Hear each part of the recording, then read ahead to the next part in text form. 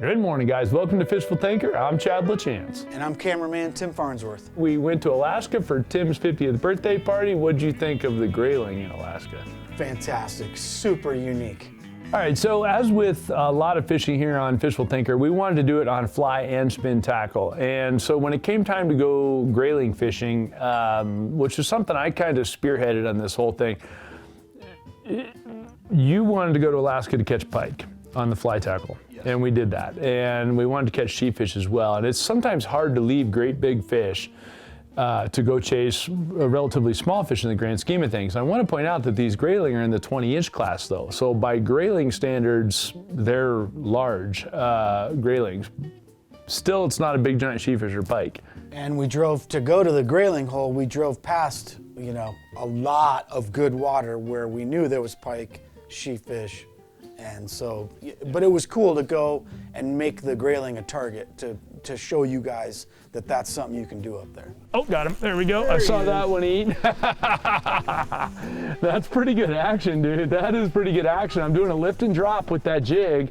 I figured it out, and as soon as it gets high in the column, the fish just roll up and smoke it. I've got this thing figured out, bro.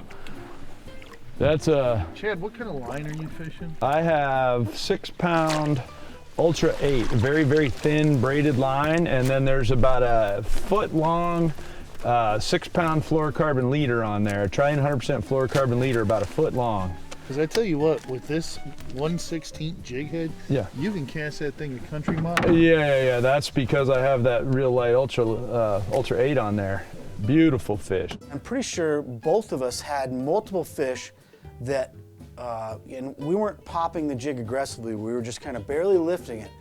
But even with that presentation, we had multiple grayling that flashed at the bait. Okay, now we've seen them flash at the bait, let it settle back into where they were, and they would come back and eat it. We didn't have any fish that flashed on the fly rig.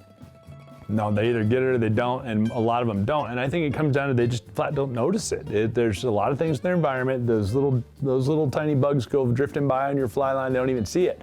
That jig they see, and even if they move at it and don't get it, like he's saying, they give themselves away, and now you know they're there, and now you can be more thorough with your presentation. And anytime I'm fishing a jig, a lot of the time, the key is as soon as it disappears from sight is when it's in the zone that you might think of. So when you lift it high enough that you see a fish flash at it, when you drop it back to where you can't see it anymore, now it's comfortable for the fish to bite it as well, and that seems to be the deal. Oh, there was one, I missed that one. There he is, got him that time. All right, he came right back for it, dude. He bumped it and missed it and came right back for it. Oh, man.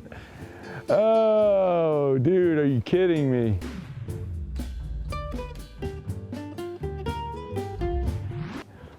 Here, I'm gonna just get him without the net right here, if I can, because our fearless leader is dealing with the rig, and that's a cute little one compared to some of them we've already caught.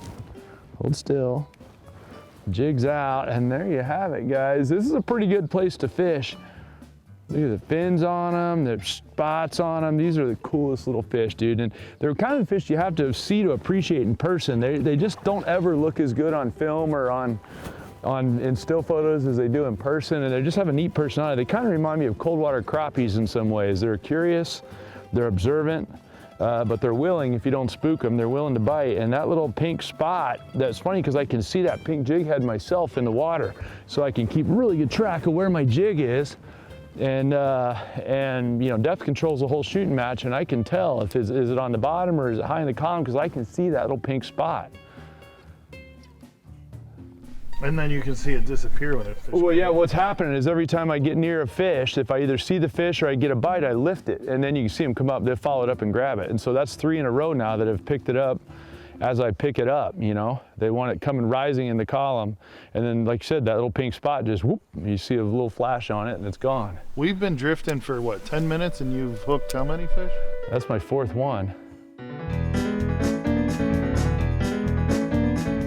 When you get a fish to flash at a bait, every angler knows this. If you get a chaser, that immediately gives you a whole ton of confidence. Okay, I just got swiped at.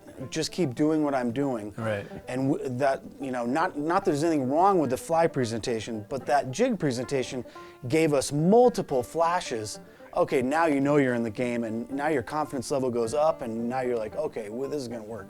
Oh, buddy, that didn't take very long, I guys. saw him come up and pick it off on the top of the Right roll. when it rolled. Does that seem suspiciously like a lot of other jigging, Mr. Farnsworth? Isn't it? Yeah, it's a lot like crappie fishing or Tarpon fishing or snook fishing or any other time you lift a jig off the bottom and let it roll at the top and it gets bit. It seems suspiciously. look at that.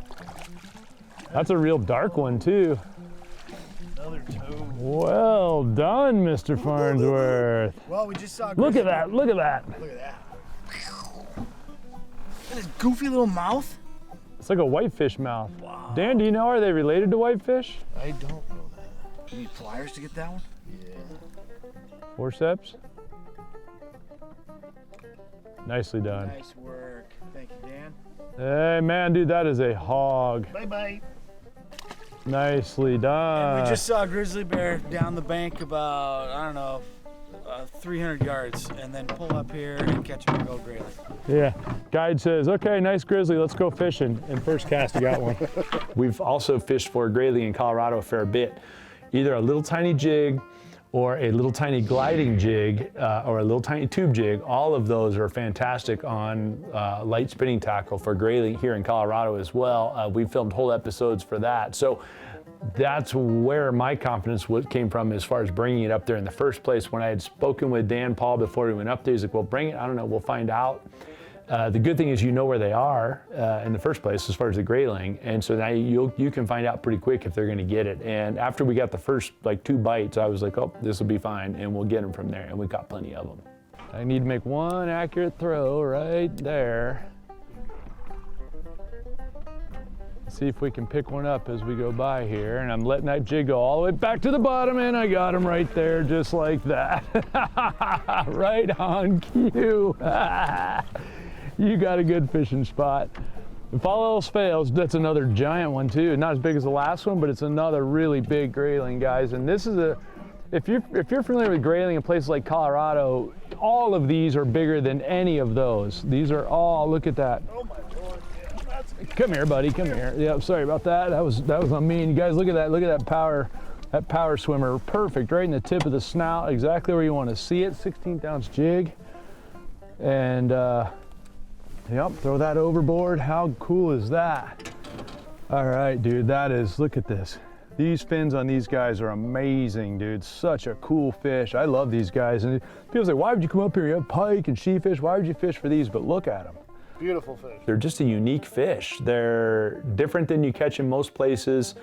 They're beautiful, and they're just almost mesmerizing to look at with their translucence and everything else. When you look at them in poor light, they just look like a gray, drab fish. But when you get a little bit of light on them, man, they're beautiful fish, don't you think? Pull that dorsal fin up and get to see all the spots that are, in between their dorsal spines. And it's not like we were in an exotic location. I mean, we were Pretty exotic. We were, I guess, we were northern exotic. It wasn't like a tropical exotic, but it's like a tropical fish living in that northern environment where it's just a really, like a little unicorn that lives there. Oh, I got him right there. There's one right there. I saw that one eat it.